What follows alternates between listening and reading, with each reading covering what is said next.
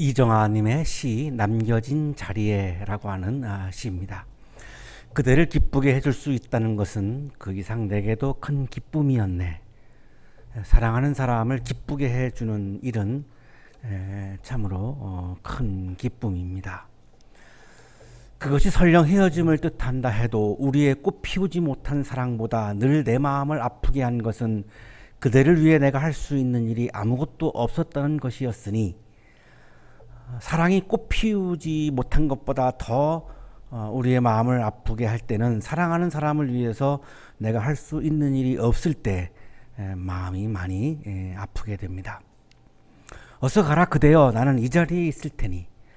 사랑하는 사람과의 이별은 이미 정해져 있습니다. 우리도 모두 이별이 이미 정해져 있습니다. 시간 문제일 뿐입니다. 어떻게 할 수 없습니다. 이별을 안 할 수는 없습니다. 사랑하는 사람을 마음으로 의지합니다. 사랑하는 사람이 나에게 아무것도 안 해주어도 내 옆에 있는 그 존재 자체가 내게 위로가 되고 그리고 힘이 됩니다. 사랑하는 사람이 언젠가는 떠나갈 것입니다. 나는 사랑하는 사람과 함께 있었던 이 자리에 머문다는 것입니다. 그 사랑하는 사람이 나에게 주었던 위로와 힘과 그 사랑을 잊을 수가 없기 때문에 사람은 떠났어도 그 자리는 내가 떠나지 않겠다는 고백입니다. 세월이 흐르고 흘러 우리 사랑 까맣게 잊혀진다 해도 나는 그냥 여기 서 있을 테니, 아무리 세월이 흘러도 그리고 사랑이 잊혀져도, 사랑이 영원하면 좋겠지만 사랑도 잊혀집니다. 그 사랑이 잊혀진다 할지라도 나는 이 자리에 머물 것입니다. 그 사랑하는 사람이 주었던, 나누었던 사랑과 위로 없이 산다라고 하는 것은 너무나 힘들기 때문입니다. 언젠가 그대가 돌아왔을 때 낯선 기분이 들지 않도록 모든 것을 제자리에 놓아둘게. 내 할 수 있는 일은 그뿐 그대여, 어서 가라. 사랑하는 사람이 돌아온다고 믿고 있습니다. 물론 돌아오지 않을 수도 있지만 그렇게 믿고 싶습니다. 그래서 나는 남겨진 이 자리에 그냥 있겠다는 것입니다. 왜냐하면 사랑하는 사람이 돌아오지 않는다 할지라도 사랑하는 사람이 떠나기 전에 나에게 주었던 위로와 사랑과 힘들은 분명한 사실이었기 때문에 그것을 계속해서 경험을 하고 싶기 때문에 나는 이 자리를 떠나지 않겠다는 것입니다. 너는 헤어진다 생각하겠지만 나는 잠깐 떨어져 있다 생각할 뿐이므로, 사람들은 헤어진다고 말하지만 나는 잠시 떨어져 있다고 보겠다는 것입니다. 이별이 아니라는 것입니다. 사랑하는 사람이 떠났지만 남겨진 자리에서, 사랑하는 사람이 떠나고 난 이 남겨진 자리에서 사랑하는 사람의 사랑을 계속 느끼려고 하는 그런 처연한 마음을 시인은 노래하고 있습니다.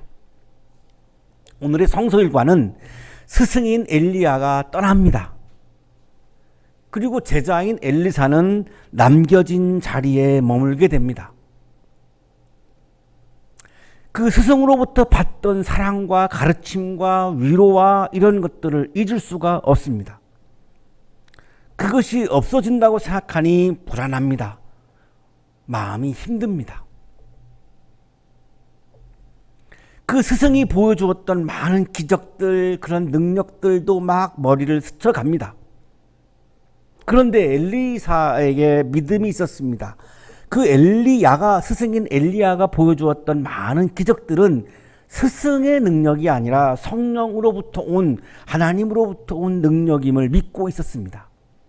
그래서 스승이 떠나고 남겨진 자리에서 엘리사는 성령을 구합니다. 그 떠나는 스승에게 나에게 성령을 경험하게 해달라고 요청을 합니다. 그 성령을 구하는 장면의 말씀이 오늘의 성서 일과입니다. 이스라엘은 주전 13세기에 출애굽을 했습니다. 물론 이 연대에는 여러 가지 설들이 있습니다. 이 13세기라고 하는 것은 미국의 성서학자인 존 브라이트의 주장인데요. 출애굽의 연대를 주전 13세기 곧 람세스 2세의 치세 후반으로 추정하는 것이 좋을 듯하다. 존 브라이트라고 하는 성서학자는 출애굽의 연도를 한 주전 13세기로 그렇게 추정을 하고 있어서 오늘 그냥 그 이분의 이야기를 따르고 있습니다.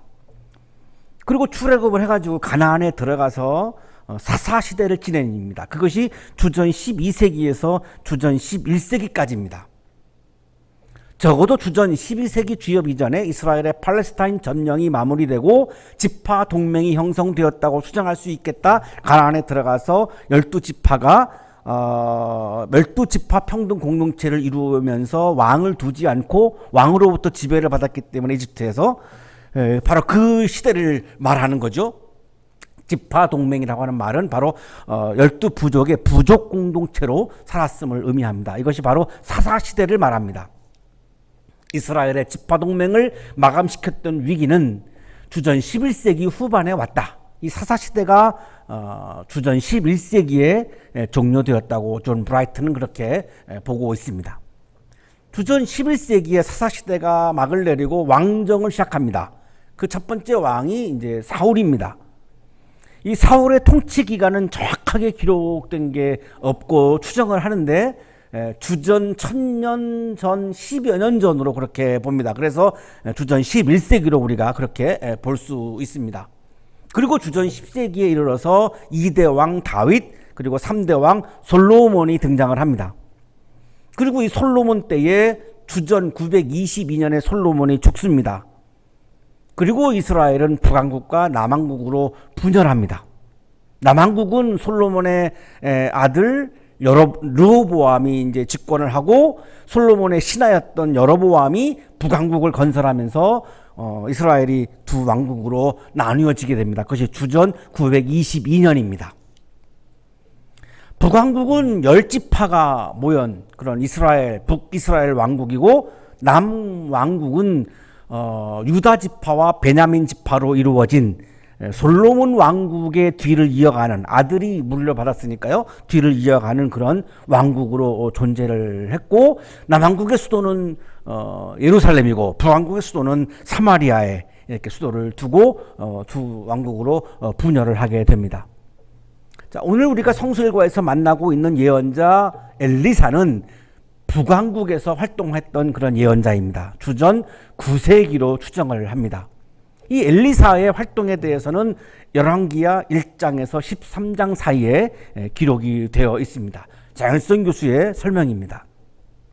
데니스 베일리는 엘리사의 활동 기간을 북왕국 이스라엘의 요람, 예후, 북왕국의 왕을 지금 말하는 겁니다. 요람, 예후, 여아하스 그리고 여아스에 걸치는 50여 년간으로 보고 있다.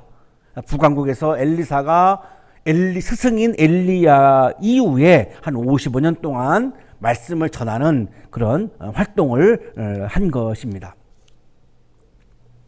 이 엘리사는 엘리야 예언자의 제자로서 이 북왕국이 많은 위험에 처할 때마다 여러 가지 기적을 베풀어서 이 나라가 위기를 모면하는데 결정적인 도움을 주었던 그런 예언자입니다. 그래서 왕들도 엘리사를 굉장히 의지했고 굉장히 도움을 많이 또한 요청하기도 했었던 그런 예언자입니다. 오늘의 성서일과인 열왕기하 2장은 스승인 엘리야와 제자인 엘리사가 이별하는 장면입니다. 스승은 떠나고 제자는 남겨진 자리에 남아있게 되는 바로 그런 장면입니다. 주님께서 엘리야를 회오리 바람에 실어 하늘로 데리고 올라가실 때가 되니 엘리야가 엘리사를 데리고 길갈을 떠났다. 길을 가다가 스승과 제자가 엘리야와 엘리사가 길갈을 떠나면서 둘이서 함께 길을 걷기 시작을 하는 것으로 열왕기하 2장이 시작되고 있습니다. 자, 여기 길갈이라고 하는 지명 때문에 좀 말씀을 드려야 될 것 같은데요. 지도를 보시면은 여기 길갈이 있습니다. 여리고 바로 위에 길갈이 있습니다. 열왕기하 2장 1절에 나오는 길갈은 이 길갈이 아닙니다. 우리나라에도 전라도에 광주가 있지만 경기도에도 광주가 있는 것처럼 길갈이라고 하는 지명이 한 3개 이상 이스라엘에 존재하고 있는데, 여기에 길갈은 여기 실로라고 되어 있는 이 부근입니다. 여기 지도의 상에는 나와 있지 않지만 여기 이 부근입니다. 여기에서 베델로 가고 베델에서 여리고로 가고 여기 내려왔다라고 성서에 표현이 되고 있습니다. 그렇기 때문에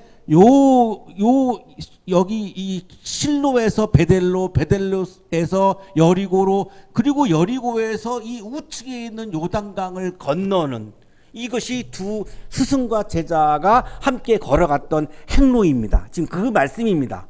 엘리야가 이제 승천을 하면서 엘리사인 제자와 이별을 하게 되는데, 그 이별하기 직전에 둘이서 길갈을 떠난 거죠. 그리고 함께 길을 걸으면서 열왕기하 2장의 모든 사건들은 이 도상에서, 길에서 일어났던 그런 사건입니다. 정중호 교수의 주석입니다. 길갈은 요단강과 여리고 사이에 있는 도시가 아니라 베델과 세겜 사이에 위치한 도시로 짐작된다. 아까 제가 말씀드린 그런 부분이죠. 에브라임 산지에서 실로 부근으로 보시면 될 것 같습니다.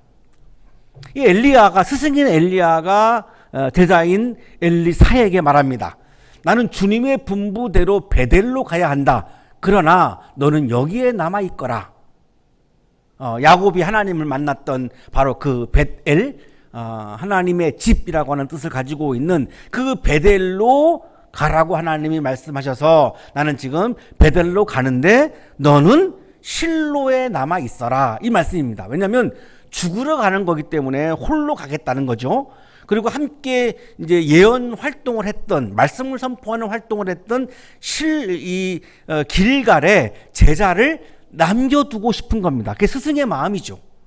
죽는 모습을 보이는 것도 좀 그렇고, 자기가 죽는 자리에까지 제자가 따라오는 것도 제자에게 좀 도리가 아닌 것 같고, 그래서 제자에게 너와 함께 내가 생활하던 그 길갈에 머물러 있어라, 나는 베델로 간다, 이렇게 얘기하는 거죠. 엘리야의 목적지는 베델입니다. 이 베델은 예루살렘에서 북쪽으로 한 17km 지점에 되는 곳에 위치하고 있고, 엘리야는 베델을 향해서 출발을 하면서 제자를 남기고 싶고 마음을 이야기를 했습니다. 그랬더니 이제 제자인 엘리사가 대답합니다. 주님께서 살아계심과 스승께서 살아계심을 두고 맹세합니다. 나는 결코 스승님을 떠나지 않겠습니다. 아주 스승에 대한 사랑과 존경과 신의를 담아서 제자인 엘리사가 스승인 엘리야에게 이야기하는 거죠. 나는 어떤 상황에서도 스승님을 떠나지 않겠습니다. 끝까지 저는 함께 할 것입니다. 라고 하는 그 아주 사랑과 존경과 신의가 가득 차 있는, 아주 결의에 차 있는 그런 이야기를 스승에게 고백을 했습니다. 그런 대화를 하면서 두 사람은 베델까지 도착을 했습니다. 정중호 교수의 주석입니다. 길갈에서 베델로 내려갔다는 것은 길갈의 위치가 요단강 주변이 아니며 적어도 베델보다는 높은 곳에 위치한 도시임을 알 수 있다. 이런 근거로 제가 아까 그 실로 부분으로 보시면 된다라고 말씀을 드렸습니다. 베델에 살고 있는 예언자 수련생들이 이 엘리야가 예언자들을 훈련시키는, 예언자 후보생들을 훈련시키는 그런 사역을 한 것으로 보입니다. 그래서 많은 사람들이 엘리야의 그 이 문화에 와가지고 거기에서 문화생으로 예언자 수업을 받았는데, 이 사람들이 베델에 살고 있는 사람들 중에도 있었던 거죠. 이 사람들이 엘리사에게 와가지고 선생님의 스승을 주님께서 오늘 하늘로 데려가시려고 하시는데 선생님께서는 알고 계십니까? 오늘 엘리야 예언자가 죽는 날인데 엘리사 당신은 알고 있습니까? 이렇게 이야기를 한 거죠. 그러니까 엘리사가 대답을 하기를 나도 알고 있으니 조용히 하시오. 마음이 착잡한 거죠. 스승이 오늘 죽는다라고 하니까 너무나 제자로서는 마음이 착잡해서 나도 알고 있으니 조용히 아시오 이렇게 대답을 한 겁니다. 스승인 엘리야가 제자인 엘리사에게 말합니다. 나는 주님의 분부대로 여리고로 가야 한다. 그러나 너는 여기에 남아 있어라. 베델 다음에 하나님이 가라고 하신 곳이 이제 여리고입니다. 지도에서 보시면 베델에서 아래쪽에 여리고가 지금 위치해 있죠. 거기로 이제 가라고 하셔서 스승인 엘리야가 가는데 제자에게는 너는 여기 남아 있어라. 이렇게 죽는 모습을 보이고 싶지 않다. 너에게 너무 어떤 그런 절망을 안겨주고 싶지 않다. 이제 이런 마음이었던 거죠. 이 여리고라고 하는 도시는 요단강 서편에 있는데 출애굽을 할 당시에 요단강을 건너서 가나안으로 들어갈 때 거의 처음으로 들어갔던 도시가 여리고입니다. 그러니까 주전 9,000년경부터 있었던 아주 세계에서 가장 오래된 도시 중에 하나입니다. 그래서 요단강을 건너기 전에는 사막이고 딱 건너서 여리고로 들어가면은 이제 푸른 나무들이 보일 정도로 굉장히 이제 사막에 비하면 비옥한 그런 곳이어서 아마 오래전부터 여기에 도시가 형성된 것으로 그렇게 보입니다. 엘리사가 대답을 합니다. 주님께서 살아계심과 스승께서 살아계심을 두고 맹세합니다. 나는 결코 스승님을 떠나지 않겠습니다. 스승에 대한 그런 사랑과 존경과 신의가 변함없이 계속해서 스승에게 고백을 합니다. 아마 스승의 입장에서는 굉장히 고맙기도 하고 또 보람도 있었겠고 뭐 이런 마음들이 막 교차했을 것 같은데요. 어쨌든 그 엘리사가 하는 이야기들이 엘리야에게는 굉장히 마음이 굉장히 기쁘고 좋고 아마 그랬을 것 같습니다. 그러나 제자에게 죽는 모습을 보기 싶지 않은 또 스승의 그 마음은 또한 착잡하기도 했고요. 그것이 교차했을 것 같습니다. 그런 대화를 하면서 두 사람은 이제 여리고에 도착을 했습니다. 여리고에 살고 있는 예언자 수련생들이 또 엘리사에게 찾아와가지고 선생님의 스승을 주님께서 오늘 하늘로 데려가시려고 하시는데 선생님께서는 알고 계십니까? 그러니까 엘리사가 또 대답을 하죠. 나도 알고 있으니 조용히 하시오. 스승에게 사랑과 존경과 신의에 가득 찬 이야기를 하지만 어쨌든 헤어진다라고 생각하면 참 많은 절망과 또한 허탈함과 그런 아픔들이 막 마음을 채우다 보니까 이렇게 대답을 엘리사는 하고 있습니다. 엘리야가 엘리사에게 말합니다. 스승이 제자에게 말합니다. 나는 주님의 분부대로 요단강으로 가야 한다. 그러나 너는 여기에 남아 있거라. 지도에서 보시면은 여리고 위쪽에 요단강이 있습니다. 아래쪽에는 사해가 있습니다. 그러니까 요단강으로 여리고에서 요단강으로 간다는 것입니다. 하나님이 그렇게 가라고 했다고 이제 지시했다고 말씀을 하는 거죠. 엘리사가 주님께서 살아계심과 스승께서 살아계심을 두고 맹세합니다. 나는 결코 스승님을 떠나지 않겠습니다. 계속해서 스승에 대한 존경과 사랑과 신의를 고백을 합니다. 그러면서 두 사람은 이제 함께 길을 떠났고 이제 요단강에 이르게 됩니다. 예언자 수련생 50명이 또 요단강까지 따라와가지고 이렇게 그것을 지켜보게 되었는데 나중에 엘리사가 성령을 경험하는 것을 증언한 사람들이 바로 여기 7절에 나오는 50인입니다. 여기까지 와가지고 엘리사가 성령을 체험하는 것을 보게 되는데요. 요단강가에 이제 이르렀고 제자들도 다 이제 멀찍이 이제 멈추어 서게 됐습니다. 그때 엘리야가 자기의 겉옷을 벗습니다. 그것을 말아가지고 그것으로 요단 강물을 칩니다. 그랬더니 요단 강물이 좌우로 갈라집니다. 홍해 바다가 갈라진 사건이 연상을 하게 되죠. 그리고 두 사람은 물이 마른 요단강 강바닥을 밟으면서 요단강을 건너갑니다. 처음 출애굽해가지고 가나안 땅에 들어갈 때에도 요단강을 건넜는데 그때도 마른 요단강을 걸어서 이렇게 갔습니다. 요 장면은 또 출애굽 때 요단강을 건너는 장면을 연상케 하는 바로 그런 장면이죠. 자, 이 강물을 갈라지게 한 이 엘리야의 겉옷 자체에 어떤 초자연적인 능력이 있는 것은 아닙니다. 그것은 하나님의 능력의 도구였던 거지, 그 겉옷 자체에 어떤 신비로운 힘이 깃들여 있어서 그 옷으로 강물을 쳤더니 나누어진 게 아니죠. 제가 만일 그 옷을 가지고 지금 친다면 갈라지지 않을 겁니다. 왜냐하면 그 옷 자체의 능력이 있는 게 아니고 하나님의 능력이 그 옷을 통해서 나타난 그 하나님의 능력의 도구일 뿐이기 때문에 지금 제가 그걸 갖고 친다면 그런 능력이 나타난다라고 하는 보장이 없죠. 그 옷 자체에 어떤 능력이 있는 것이 아니라 하나님께서 그렇게 요단 강물을 나누신 거죠. 옷을 통해서 나누신 거죠. 그리고 엘리야와 엘리사는 이제 강바닥을 밟으면서 강을 건넜습니다. 요단강 맞은 쪽에 이르렀습니다. 그때 엘리야가 엘리사에게 말합니다. 주님께서 나를 데려가시기 전에 내가 내게 어떻게 해주기를 바라느냐? 마지막으로 소원이 있으면 말해보아라. 이제 너하고 나하고 헤어지게 되는데 마지막으로 내가 너한테 뭘 해주면 좋겠니? 라고 물은 거죠. 솔로몬 같은 경우는 이럴 때의 지혜를 구했고요. 한번 생각해 보시죠. 만일 나는 이때 뭘 요구할까?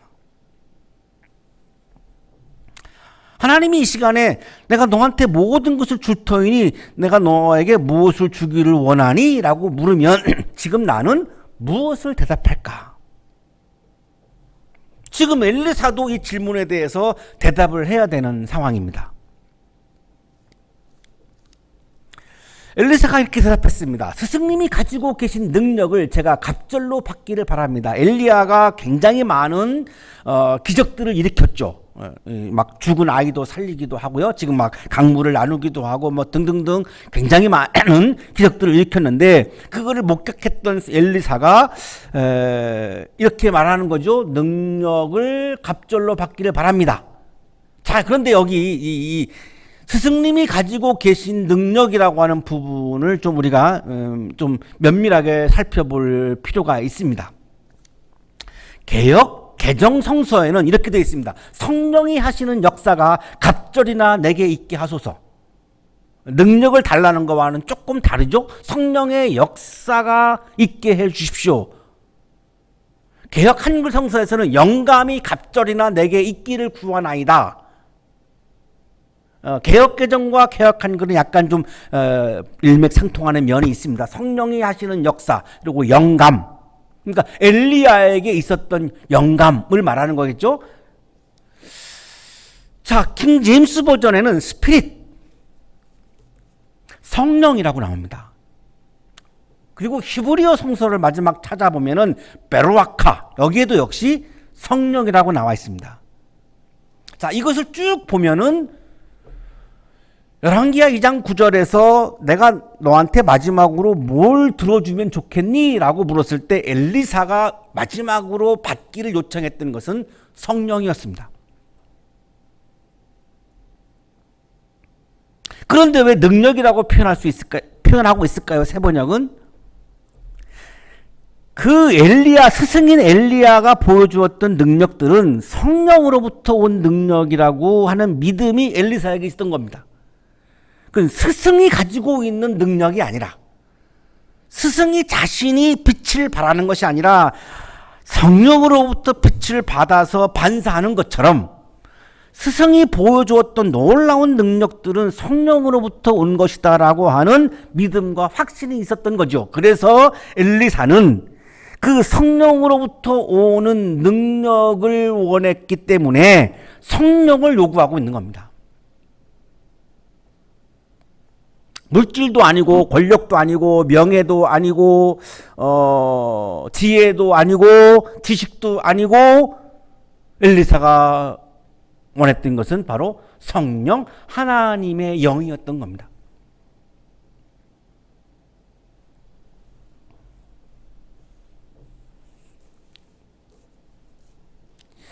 이거를 우리는 신앙이라고 부릅니다.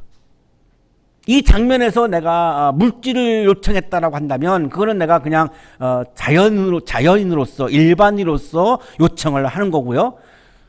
성령을 요청하는 경우를 우리는 그걸 바로 신앙이라고 말하는 것이죠. 내가 이 상황에서 권력을 요청했다고 한다면 그것은 자연인이요 그냥 일반인의 모습입니다. 내가 딱 한 가지만 요청인데 뭘 줄까 하나님이 나에게 물었을 때 성령이요 라고 대답하는 것, 그것이 바로 우리는 그것을 신앙이라고 부르는 것이죠. 엘리사는 자신의 능력이 아니라 하나님의 영, 성령을 요청했습니다. 엘리사는 엘리야의 능력이 하나님의 능력, 성령의 능력이라고 보았던 것이고 그렇게 믿은 거죠. 스승 자신의 능력이 아니라 그건 하나님의 능력이, 성령의 능력이 스승을 통해서 나타났다라고 하는 것을 본 거죠. 그래서 성령을 요청하고 있는 겁니다.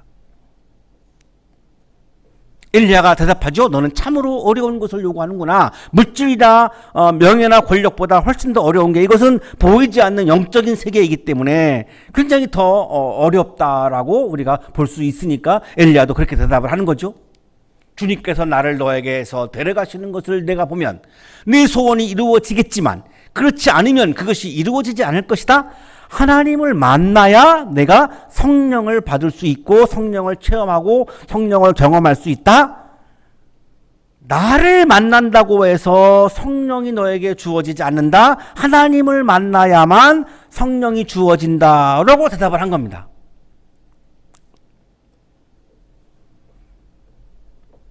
하나님을 만나는 경험이 있어야 내가 소원했던 성령이 너에게 주어지는 것을 경험하게 될 것이다. 왜냐하면 성령을 주시는 분은 엘리야가 아니라 하나님이기 때문에.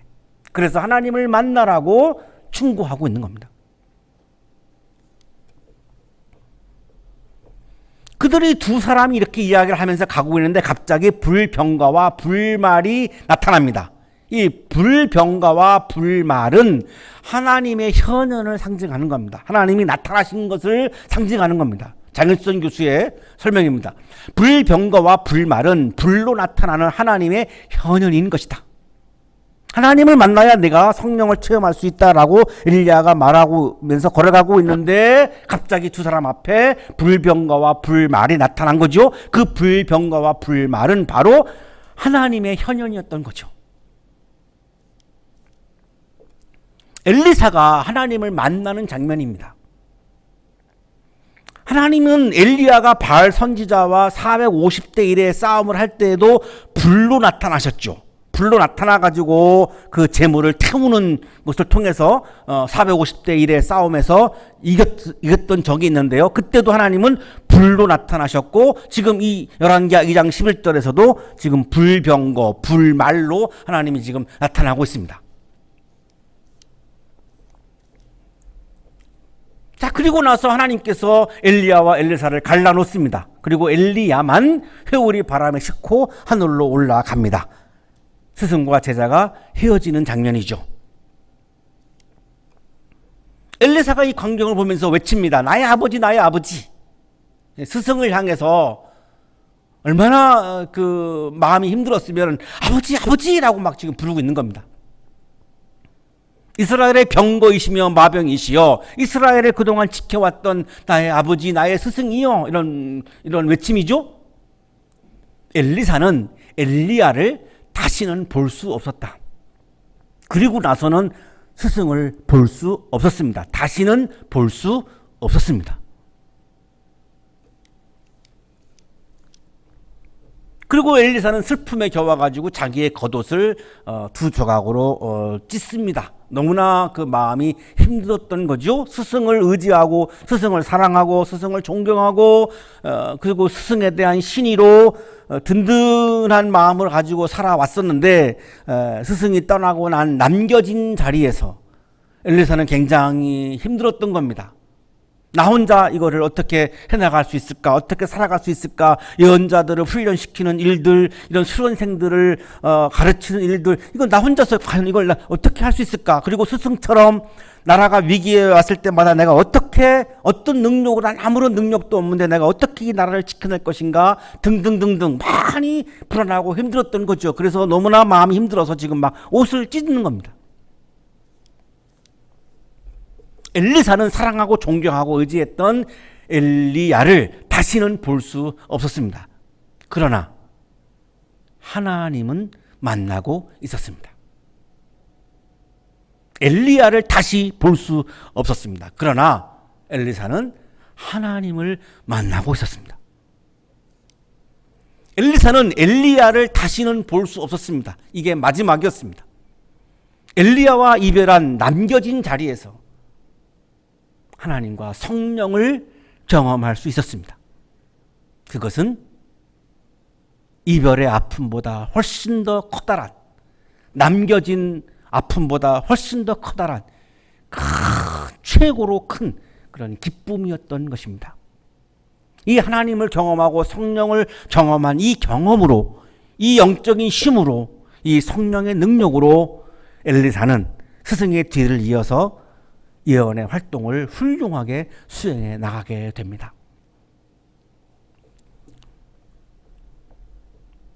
뭘 주면 좋겠니? 라고 물었을 때 성령을 요청했던 엘리사는 오늘 우리들에게 신앙의 핵심을 보여주고 있습니다. 우리들의 마음속에 하나님을 향하여 물질명의 권력이 아닌 성령을 요청하는 그런 간절한 마음이 여러분의 마음을 채워서 보다 더 깊은 신앙의 세계로 들어가고 성령을 경험하는 기쁨으로 남겨진 자리의 아픔들을 이겨내며 살아가는 여러분의 삶이 되시기를 주님의 이름으로 축복합니다. 거룩하신 주님,